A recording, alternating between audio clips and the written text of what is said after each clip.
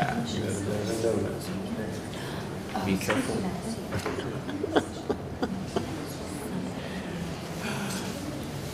Over here.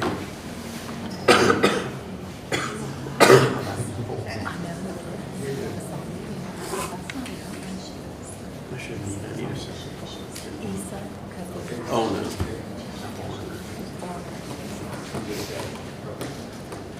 Chuck, okay, How can I convince my wife to let me spend our life savings on this house? No.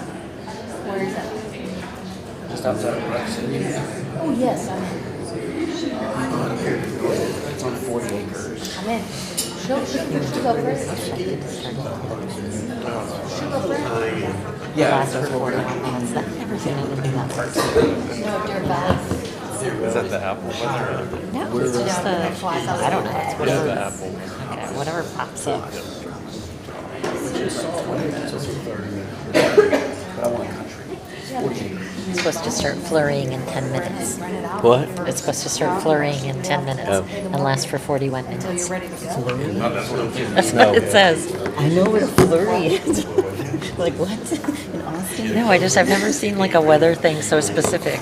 It's It crazy. says, Mine was looking like that it this says morning. flurries are expected to start in 10 minutes and last for 41 minutes.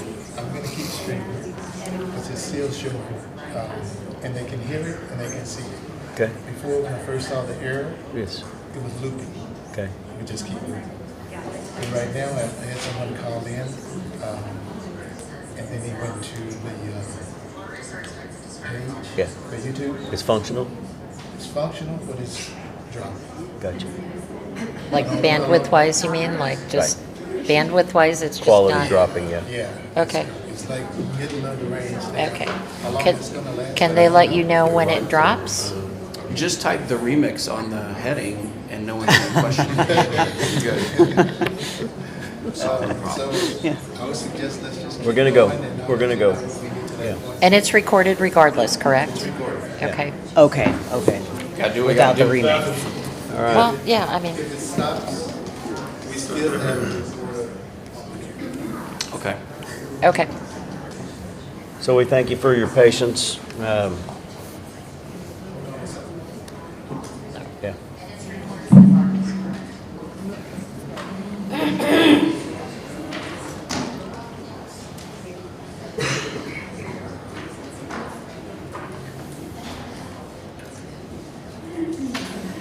So we thank you for your patience, if indeed you had some, as we went through and made a few last-minute adjustments with our team this morning. We want to appreciate everybody's efforts at the subcommittee level to try to put together from each side a discussion document for this public interaction today. We think it's been very constructive. And so I'm going to turn it over to Becky. She's going to walk through the draft. Sure. Okay, so I know we had some really good conversations in our subcommittee, and so conceptually, I think, you know, we've answered a lot of questions back and forth, you know, to alleviate some concerns that the APA had, and I think we've tried to accommodate that in our language here. And of course, we're open to discussion. We're open to tweaking any language that we can as we walk through it. So in terms of section 1, B and C, we had originally had language in B, and after some discussion, there was some confusion as to whether the chief of police retained his ability to impose discipline. We certainly did not want to take any of that away. But at the same time, we certainly wanted to make sure that the city manager retained his authority that he already has, either under 143 or just state law in general, right? So B bifurcates that. B is city manager in the city. C is the department head, which is the chief of police, of course, and he's going to retain all his management rights and be the sole person who is going to make that disciplinary decision. So that's what we try to accommodate there. Subsection D here, unless modified by this article or Article 17, then 143 will apply. And we had a lot of conversations as to what the term investigator meant, and discussion about OPO being able to be in the room and ask questions and have officers answer questions, right? Be part of that investigative process. And so, yes, if we take certain definitions outside of the contract and we just default back to 143, then we just default back to 143. But we wanted to be explicitly clear that if there is not a definition in here, then we're defaulting back to 143. So we can have some discussion about that, of course, but we're trying to have a meeting of the minds here, not pull the wool over anyone's eyes. And so if we strike something, it's not because of, it's not because we're just doing anything mysterious or anything like that, but we want to make sure that we are defaulting back to 143. And so if investigator does mean an agent of the municipality, we want to be explicitly clear about that because that's going to encompass OPO. So definitions, in terms of anonymous complaints, we have listened to your concerns, we understand your concerns. We're not opposed to making some modifications as to anonymous complaints to alleviate the internal complaints and the kind of what eventually occurred from the last contract and this specific definition. We have gone back to our definition of what's currently in the contract right now, essentially, except for the gender pronouns. Yes. Is the document you're working off of, has it changed since you sent it yesterday? Yes, Okay. yes, but very minor, Very and little. I will point those out. Very Yeah. little. Right. And just for the sake of the public, we did send a draft of this over to APA yesterday so they can have a look at it and review it so we can have some productive conversation today. Complaint. We made some changes here, as you'll see in the second half of the definition. We've taken out OPO. Again, this goes along with trying to take OPO as much out of the contract as possible and rely on city manager authority. But we did, listen to your concerns about certain complainants and maybe watching YouTube videos, things like that. And so we have made this modification of or who has firsthand knowledge of. We hope that actually solves some of the concerns that y'all have raised. Critical incident. Section 8, changes were suggested on y'all's end for 8 in terms of serious bodily injury to basically be consistent with 5 and 6. And then of course, y'all's suggestion that the definition of firearm for the specific purposes of this definition of critical incident exclude less than lethal devices. So we've agreed to that. Wait. You missed the second then. It's less lethal devices Less- is the okay. actual term, so that's just a typo Yeah, there. it's just a typo there. Correct? That one stays? That Oh, man stays, the others have been taken out. Okay, fair the enough. others were taken out? Okay. That was intentional. Gotcha. Should leave it to you two. Oh, I see. I do. All right, external complaint means any complaint that is not an internal complaint. We have a definition for internal complaint further down below. Independent investigation, you'll see we struck 2 only because we moved it up to 1. Internal complaint means any complaint by an employee of the Austin Police Department or additional potential allegations of misconduct discovered in the course of the investigation of an initial complaint after the complaint is initially classified. So that's a typo there. So this is the change, Thomas, from our draft yesterday. We added comma after the complaint is initially classified. So I guess the conversation that we've had around this, well, in our previous discussions about OPO, we did not actually have an external or internal definition. That was something that was suggested and brought up by APA, and we're not in a disagreement with that. So defining that in the contract is fine. Internal complaint means any complaint by an employee of the Austin Police Department. We've agreed with that as well, not just a sworn Austin Police Department employee. And then what we've tried to accommodate or at least alleviate in terms of concerns that we've heard from the APA side is that if additional potential allegations of misconduct are discovered in the course of the investigation, so there was some discussion about stacking and things like that, then those complaints are going to go back through the internal complaint process. If there are some initial complaint or potential policy violations, so let me back up. Somebody walks in, makes a complaint. either OPO or IA looks at it and they see some additional potential policy violations prior to that complaint being classified, then it is very likely that those additional potential policy violations will still be considered external complaints. Is that accurate? It's going to be considered external complaints. Once it's classified and there are potential policy violations that are observed, then it'll go through the internal complaint process through APD. So if an internal affairs investigator learns of something, whether or not the complaint that they're initially looking into has been classified or not will dictate the chain of events that then take place? If it comes in as an external complaint, it'll be an external complaint. If it comes in already initially as an internal complaint, it'll stay as an internal complaint. Am I? Yeah, let me tell you the problem we're trying to solve by this, and you can see why we came up with this, and if you think there's a better solution, then let us know. So if you have an external anonymous complainant come in to OPO and make a complaint, and at that point they may not be familiar with the policies of the police department, it may be this. So the point here is that while we're still in the preliminary portion of the review, if at that point OPO determines there are other policy violations than actually the person stated and that they can assist with that, then that's still considered external. But once you get into the actual investigation, at that point everything would then be internal. So there's kind of a difference in when you're doing the closeout meeting, for example, and the person has done a complaint, but they don't know how to classify the policy violations. So once it's classified, you're done.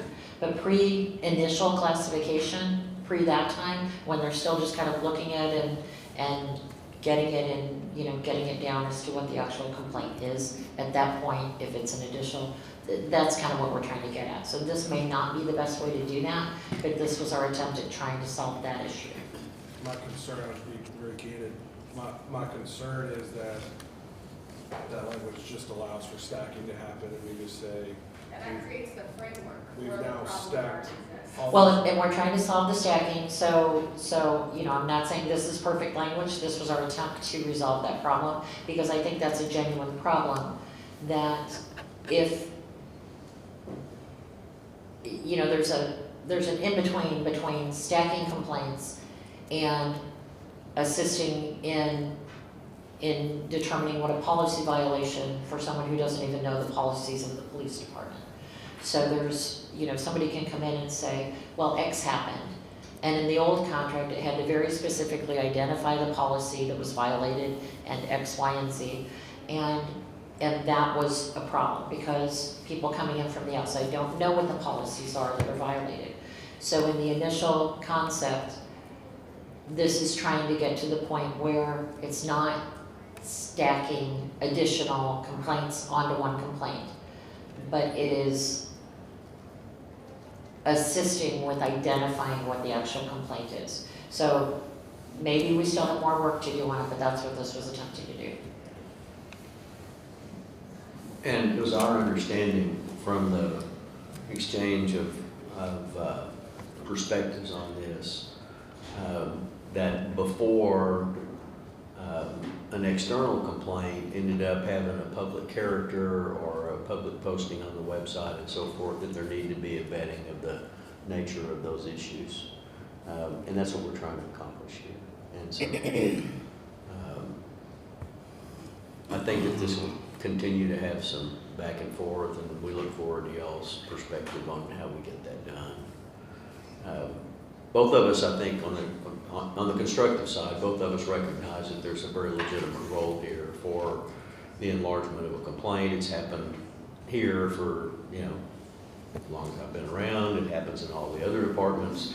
The difference here is the roles of OPO and simultaneously with IA and how that process goes forward. And so, anyway, I think we're headed in the right direction.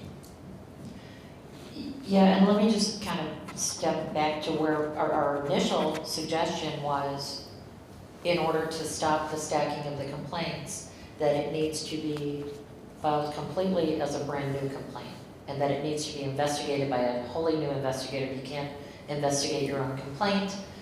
And the APA solution to that was to make them all internal complaints. And we thought that that would, work nicely until we caught this one catch of, oh, well, if it's just not stated appropriately initially. So that's why we were trying to catch it very early on, prior to the investigation. So I think we kind of know what the issues are. This may not be the solution, but that's what we're trying to do. Yeah, because conceptually, we want OPO in the room, asking questions, the questions being answered. We want OPO to be able to do a preliminary review, and investigate along with IA. So, and then we listen to the concerns about stacking. So this was our attempt to resolve that by having it go through the internal complaint process. But if it's bringing up more issues, we're happy to discuss that as well. So. To echo what Jessica said, I think it lays out. You need the microphone. They can't hear you.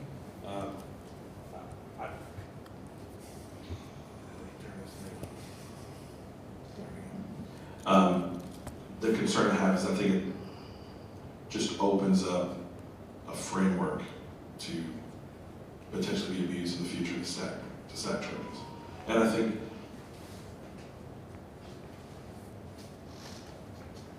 I don't think anyone on the APA side is trying to get around or create a situation where someone that comes in and anonymously complains that we're not going to capture that complaint, right? Capture the essence of the thing that they're upset about and push that forward to be looked into by internal affairs. And then obviously by the chief, right, to see is this behavior appropriate or not.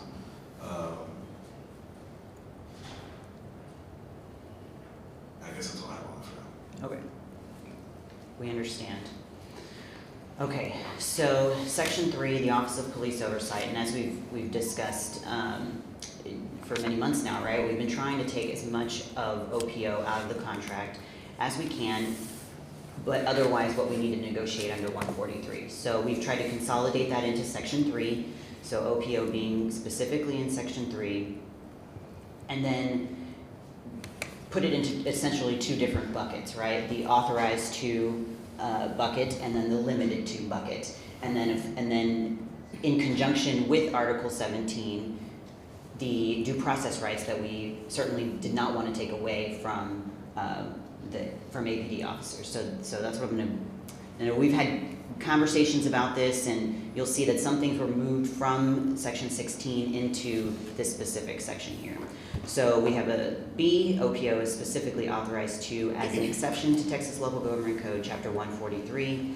Release of information is listed in Section 6 of this article. So Section 6 refers to the panel and OPO and what can be released. Some of it isn't necessarily G-file information, some of it is, but we certainly don't want to take away what's already current practice. Except anonymous complaints is defined in this article, have unfettered access to the internal affairs investigation process. I think both sides agree, unfettered access is a best practice when it comes to police oversight. 4 and 5 specifically come from Section 6. It's just been moved up from Section 6 to this Section 3. So 4 and 5 is not different from what is currently already done. Number 6 here refers to the closeout meeting, so you'll see down below when we get there, the closeout meeting section has been struck because it's again been moved up here. And so the way we've put it in here is release of information to the complainant during a recorded closeout meeting with A, B, and C, which is currently the language in the current contract just moved up. And then Section 7 here comes from our previous proposal in Article 17 that we've had on the table now for a while now regarding the release of G-file information for critical incidents. So again, just to kind of go over what we've been requesting in regards to critical incidents is that if it's otherwise protected under the G-file, we would like that to be public, subject to other applicable law that would require it to be withheld, a pending criminal investigation, or just any other withholding provisions that we would normally use if we were not a 143 city. So that's our request there in Article 17, and then we've just moved it into 7 because we're putting it in the authorized to bucket of things that we need to negotiate around in 143. Can I stop you real quick? Sure. We scroll back up to number 5. Yes. What area are y'all asking to release? This specifically comes from Section 6. So public release external non-critical incident cases in which discipline is imposed at the level of an oral reprimand or greater. So this is already currently in the contract. So the current contract language allows for OPO recommendations to be made public. But we don't specify here what would be released. So Section 6 doesn't necessarily refer to the panel or OPO, but just public release of confidential information. Our intent here is to essentially keep what's already in, I think it's from subsection 8 in Section 6. Yeah, and it says in subsection 8, it says OPO recommendations. So will you take a peek at that? I will take a one? look at that, Okay. yeah. The goal was to bring it from Section 6 up, so we'll take another look at that. Okay, thank you.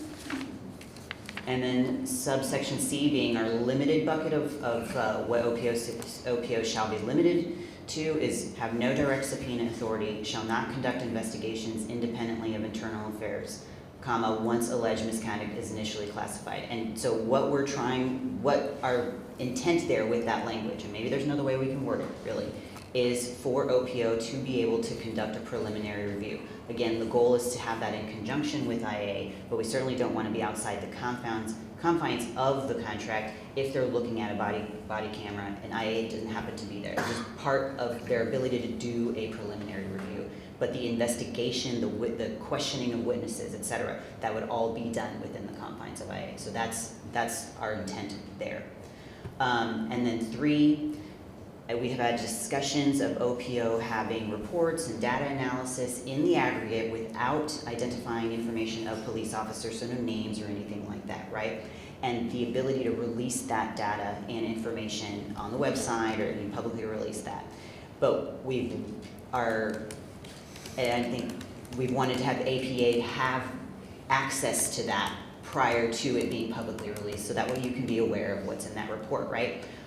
But what we're trying to accommodate here is just any request for public information where we need to abide by the law there. So when we say when possible, I mean in the circumstance that a report is created and we get a public information request and we're required to promptly release it and it may happen to be prior to APA, that's all we're trying to get around there. So when possible is what we're trying to work around.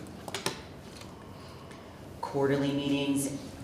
We've discussed this already, quarterly meeting with the assistant city manager for the government that works for all and OPO and APA, and then annual meetings with the city manager himself. We've discussed this as well.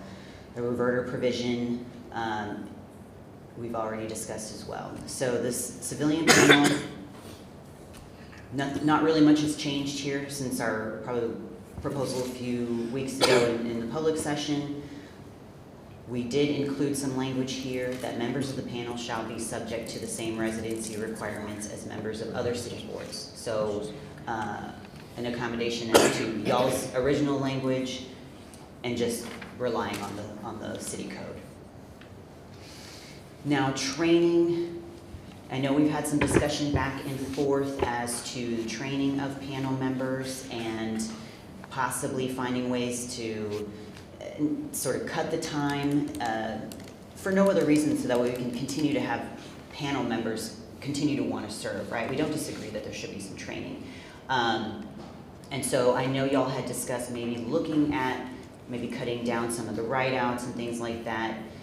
We went ahead and just took a stab at it and put the write-outs back in H. We're obviously still open to discuss this and continue to have conversations about this. The language we added here in subsection 2 is the posting of agenda items with some limited information. Currently, I think all that's posted is just the case number. I don't think there's any objection to this since this would specifically be limited to critical incidents, but take a look and let us know.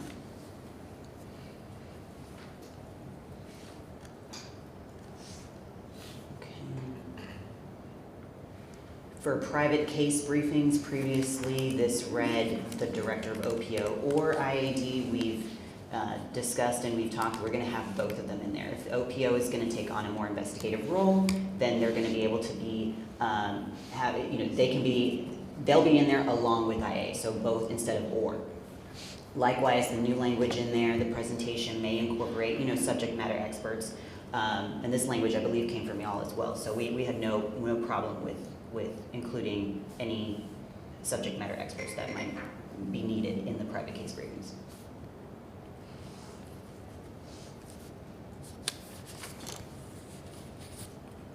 And deliberations, we've added the IAD commander. So it previously used to say OPO, director's designee, and a designated attorney.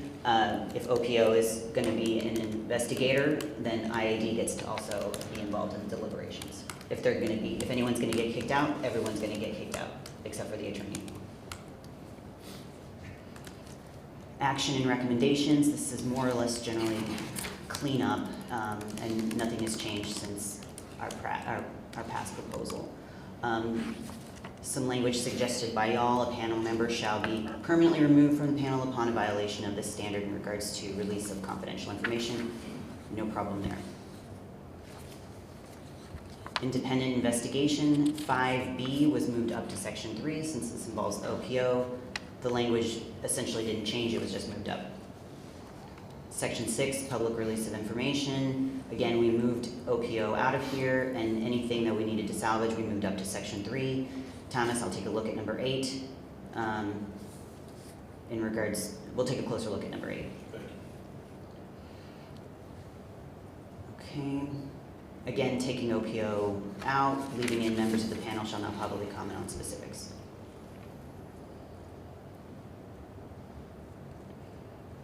The closeout meeting, again, this was struck and moved up to section 3, and we reworded it a little bit. Dispute resolution, this was also taken out. Dispute resolution and mediation moved into Article 18. Access to G-file, we just kind of tweaked it a little bit. All records of the OPO and the panel, so all records of the OPO's office, just to keep things that would otherwise be G-file, G-file. So we were told that when it comes to going to the AG for Attorney General opinions on whether or not we need to withhold, they do refer to this section, so we don't want to take any of that away too. If it's otherwise G-file and not a critical incident, we don't want to take that away.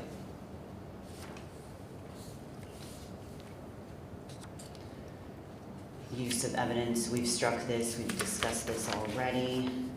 Dismissal of current lawsuit, just no longer applicable. In remedies, it's not been a secret that we've been asking for a few months now to expand the 180-day deadline. We caught that 180 days was referenced in here, so this is just to make it consistent with our request that we've had on the table for a while. Mediation, again, moved to Article 18. CJIS, we don't disagree that we should be complying with CJIS, so I think we're probably in agreement with this language, but take a look and let us know. The effective date also has not changed since we've last met. Don't think there's any issues there. Okay, Article 17. Anonymous complaint, we've added in inquiry, investigation, some language that was suggested by the APA, which we had no problem with in both inquiry and investigation. We've taken out the term investigator, and again, this goes back to section 1 of Article 16, subsection D, where we're referring back to the definitions in 143. Normally assigned working hours suggested by APA. We're going to question officers during their normally assigned working hours. We have no problem with this. Compelled testimony. We have a problem with it, but we're accepting. No, that's true. Yes. Well, yes. It costs more money and it's more complicated, but it's legit, so. We agree with the reasoning behind your request. It's best Yes. practice. So compelled testimony. All right, so this goes back to one of the city's more fundamental requests of what they are asking from OPO. So this is what we're trying to get around, and if there's some different wording that you want to discuss, we're totally open to that. But again, this goes back to OPO being able to be in the room and ask questions, but also have their questions answered, right? So we took a look at the last sentence down there. Police officers remain subject to orders or subpoenas to appear and provide testimony or evidence in such investigations or hearings. And we had some conversations of whether that covers what we're asking for. But we've got the first sentence up there that says there shall be no legal or administrative requirement from the city manager of the department to appear before or present evidence to any panel, committee, or group involved in citizen oversight. So that would include OPO. Right, so we agree that the only person that would be able to make that order would be the chief. So we've added this with the exception of an order of the chief to appear and provide testimony or evidence to OPO within the confines of an internal affairs investigation. So it goes back to what we've been discussing, OPO in the room with IA, joint investigation, asking questions and having those questions answered. So that's what we're getting at there with that language. In section 4, investigative process. All right, so I've kind of been like referring to this as like the officer's rights section, and going back to what we've previously discussed as, you know, we want OPO, but we also want to make sure that we are preserving all the due process protections that y'all are entitled to, and whatever we can do to kind of alleviate some of the concerns that have been brought up at the table, right? So section 4, internal affairs shall be responsible for the handling and processing of all internal complaints. Any external complaints alleging officer misconduct must be received by internal affairs within 5 business days of receipt of such complaint. And so kind of going back to the preliminary review, because of this sort of short deadline, it's very likely that maybe this preliminary review will happen together, but we certainly don't want to take away OPO's ability to look at a video or you know, or whatnot. And if even they may not make a recommendation to even have y'all further investigate it, but they'll still need to send it to IA for documentation purposes. The chief of police or sworn designee shall have final decision-making authority on both the initial classification and final classifications of all complaints. Initial investigation classification shall not be included when publishing external complaints to any website. Our understanding that is current practice as well. No one involved in any investigation of a complaint shall publicly comment on the specifics of any complaints and or investigations. So this includes IA, this includes OPO. We've added in with the exception of a general status of the stage of the investigation and except otherwise allowed by this agreement. So we were told that people call in, ask for what the status is, and you know, we have not, I think we've taken an ultra cautious approach and be like, we just can't comment, we can't comment. But to be able to at least say it's in the process of being investigated, very, not specifics, but just general status. No internal complaint shall be made public until discipline has been administered, and no internal complaint may be made public if the complaint results in no discipline being administered, unless such internal complaint involves a critical incident. Again, just making it consistent with our request in regards to the G file. Access to records, we're still on our previous request of 24 versus the 48 hours.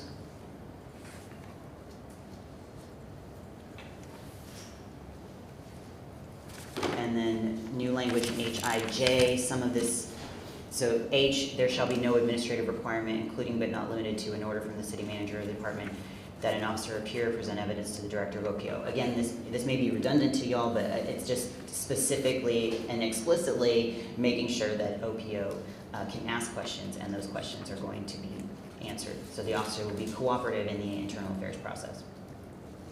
If at any point initial complaint classification, additional potential policy violations are identified, said violations shall be administered through the internal complaint processing system. Again, this was our attempt at trying to resolve the stacking issue. If you see another way to solve that problem, we're open to discussing that. So specifically, what has changed there since the last version you got is the word classification instead of intake? Yeah, that's true. just so you know that, so consistent with the earlier change. J, all sworn personnel shall be interviewed during their normally assigned working hours unless waived by the affected personnel. So dismissal review hearings, what we did is we created a new section 6. So C is language from the APA, and this kind of refers to those officers who are not fully civil service but may be released from the department but are still entitled to, you know, a Loudermill hearing and representation. So we've left C in there. 6, we've called it dismissal review deliberations, right? So no one other than the chain of command up to the chief may remain in the deliberations. That should be changed to deliberations, while the chain of command and the chief or the sworn designee discusses the final classification. So neither OPO nor IA, right? However, prior to the chief's determination on final classification, OPO shall have the opportunity to make a separate recommendation to the chief as to final classification. Prior to the chief's determination of discipline, OPO shall have the opportunity to make a separate recommendation as to the chief's discipline, if any. Final classification of alleged misconduct is within the sole discretion of the chief. And of course, nothing herein shall limit the officer's right of appeal of any discipline imposed pursuant to Chapter 143. And then nothing herein shall preclude the chief from delegating. Let me tell you what we're trying to get at with F, right? It's legalese, right? But since Chief Chacon is not necessarily going to make the final disciplinary decision on maybe lower level stuff for 1 or 2 or 3 days, then OPO would be able to make a recommendation to that particular assistant chief, so Chief Perry or Chief Henderson. That's what we're trying to get at with F.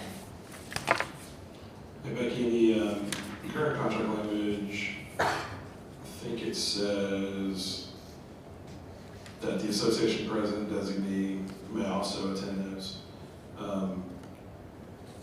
We've not captured that language Okay. in your new section 6. And obviously it would be. Okay. I don't think that was our intent.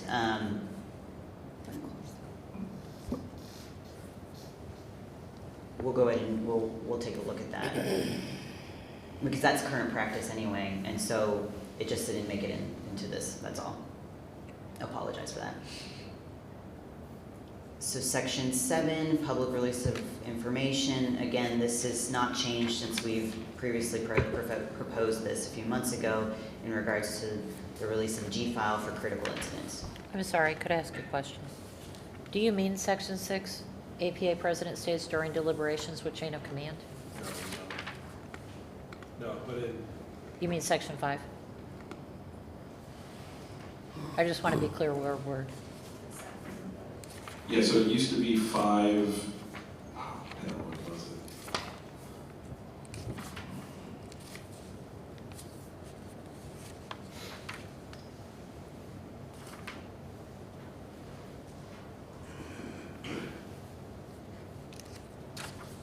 I remember that language in 5. The hearing For a is, hearing, the hearing the itself, DRH. right now. Okay, so let's relook at. Yeah.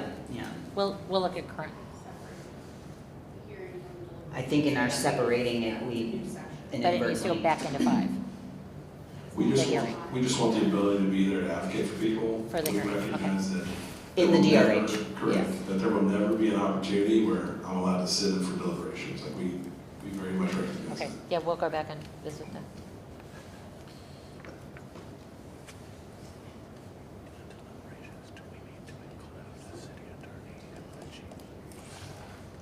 Okay, Article 18.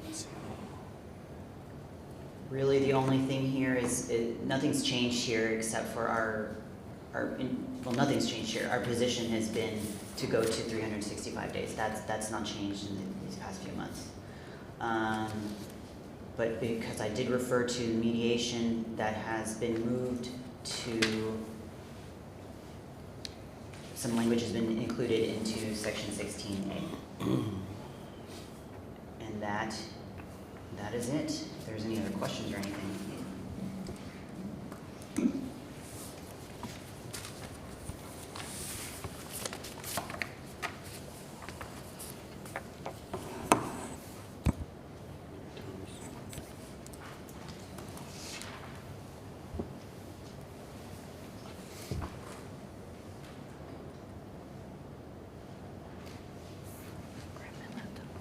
got some notes on things, and Becky, I appreciate you throwing that in a red line for us so we can better track, exactly those changes.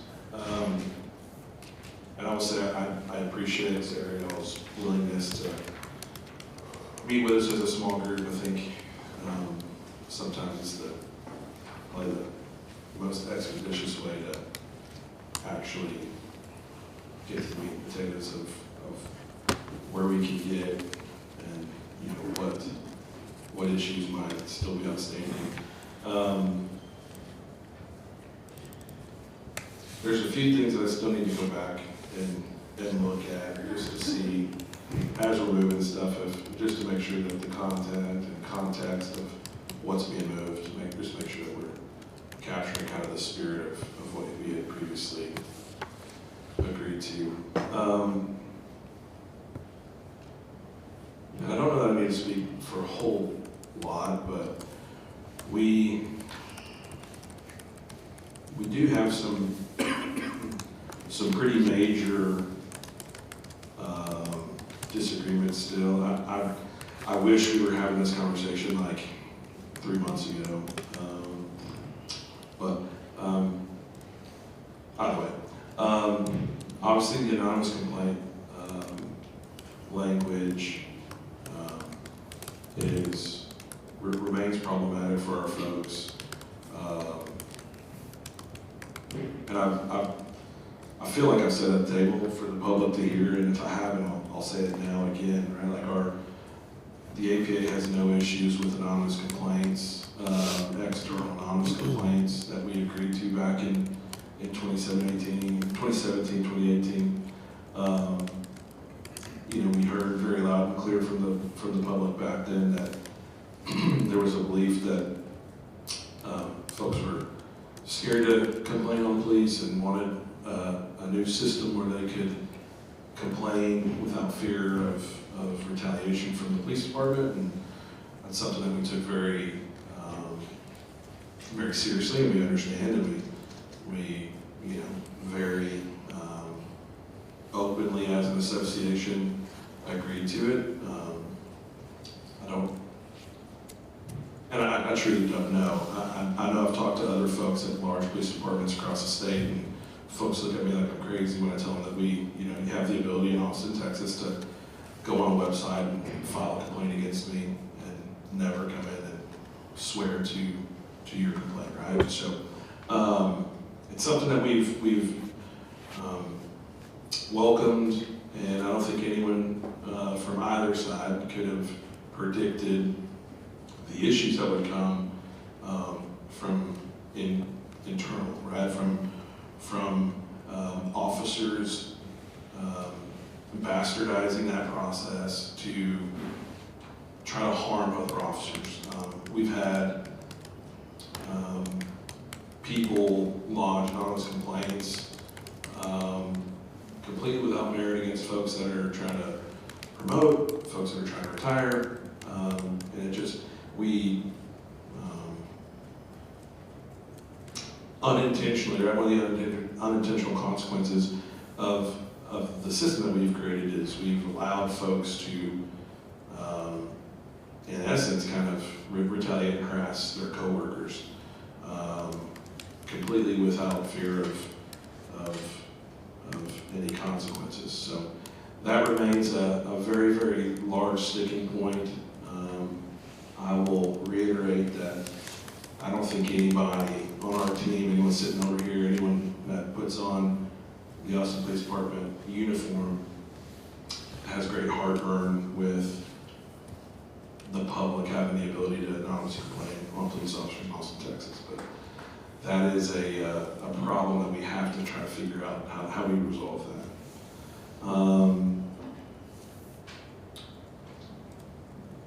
I'm just going to go through these in order. I don't know necessarily they're in chronological order in the contract. We've heard you guys for a long time.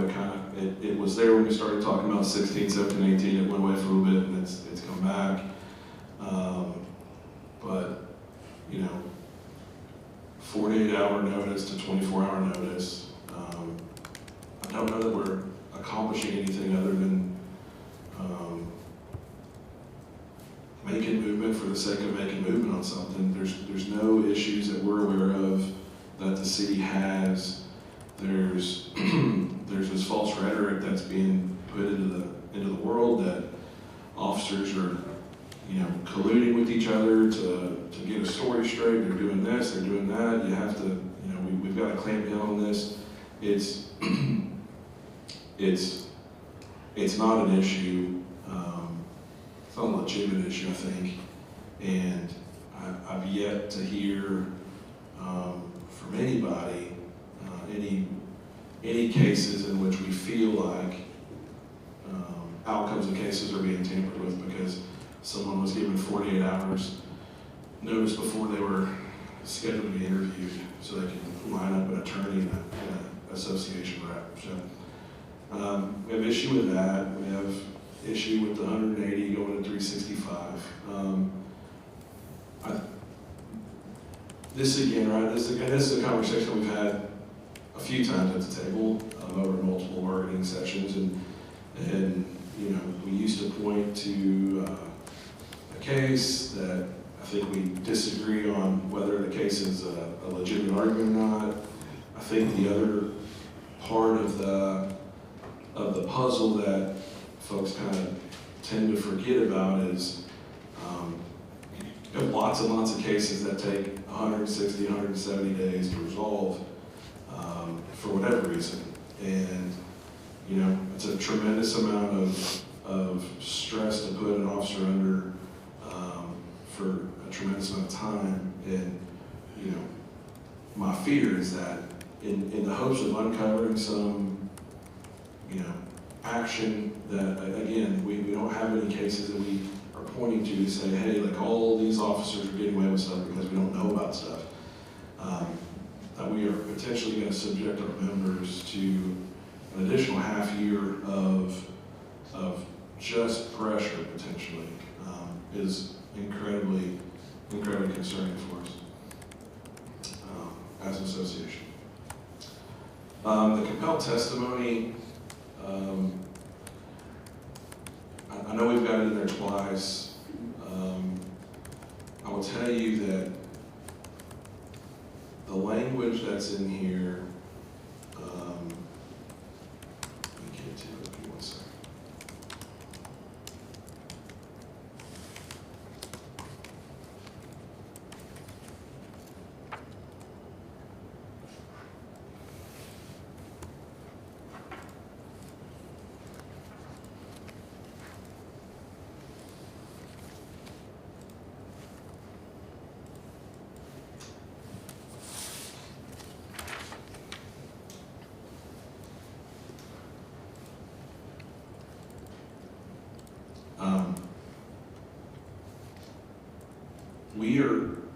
We are open, and we've been, very, very clear with you guys that in this move to this new model, that we thought it's something that we could embrace, get on board with, right? Conceptually, kind of try to move to. I feel like we've done a good job of trying to move to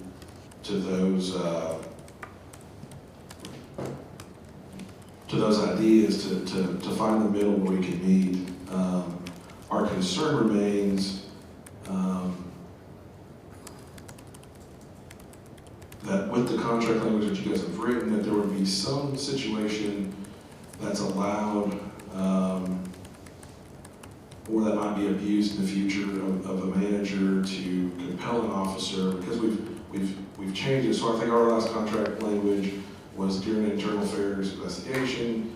You guys have basically moved into the interview, and you guys have moved into the investigation process. And so the concern remains that because it says investigation, that sometime in the future we might have officers giving an order by the chief, because we agree that only the chief can give an order, that, okay, Thomas, you're going to go, boom, you're going to go answer these questions directly to the OPO. So that remains problematic for us.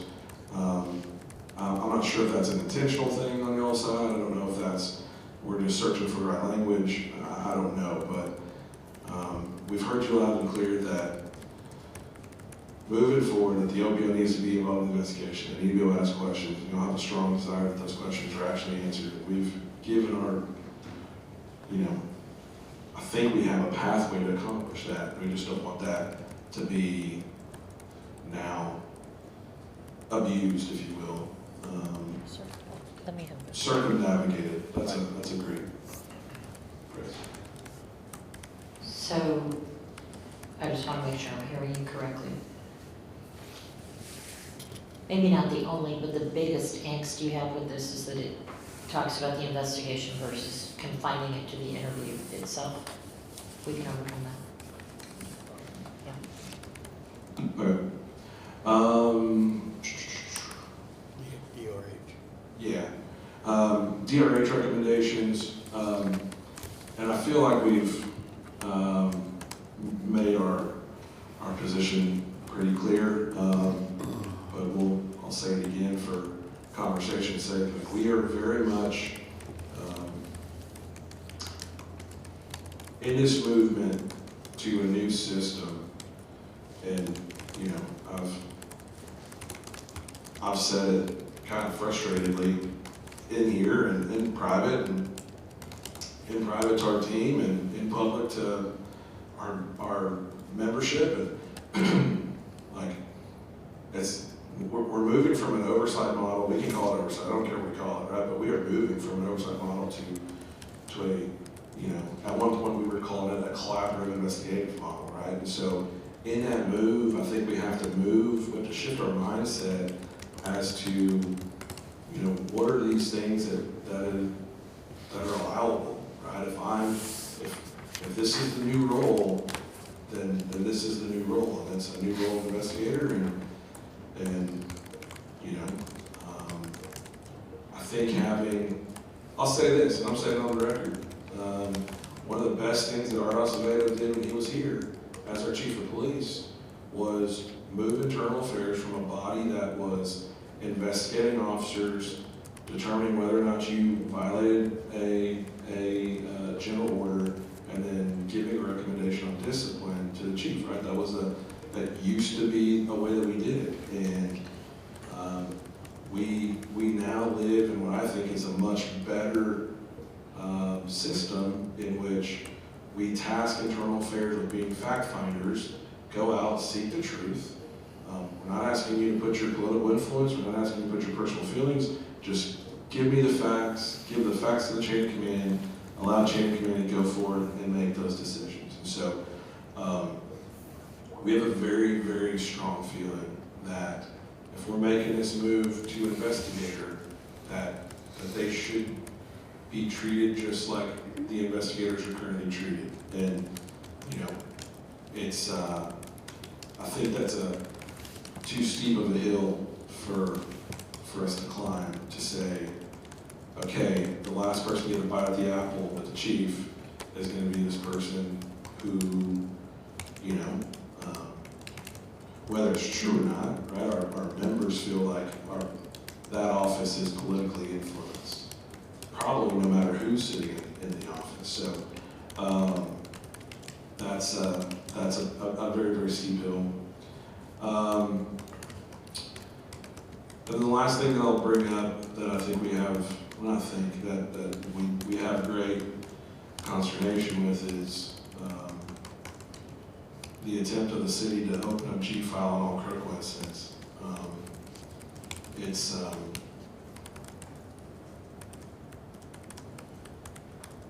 I understand the why.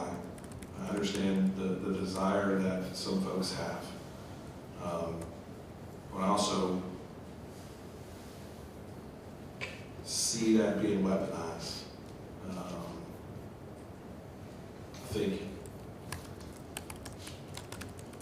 I think it is something that was probably unattainable this contract session. I don't say that to say, hey, come try to get your next contract session. Because with the amount of movement that we've made, I don't know that. I don't know that we could ever get there, to be honest with you. I know if that is to be added on everything else, all the other movement, I think we would struggle to pass it with our membership. That's fair. So those are kind of our 6 big issues. I've got other notes on stuff, right, that we have disagreement on, little stuff that we can probably remedy, but I think those are our big ones. And it sounds like one of them we can resolve with compelled testimony. So those are just my initial thoughts. I know obviously the weather doesn't help, but I'll also reiterate, right, we're committed to doing the work that we need to do on our side to try to get us there. And our team continues to be of a strong mindset that, you know, long-term contract that gives this police department some stability is the best thing for the citizens of Austin. It's the best thing for the city. It's the best thing for the manager. It's the best thing for the department. It's the best thing for our members. So we look forward, and we're committed to continue to do the work needed to get us there. We just got some hills that we have to climb over. Ron?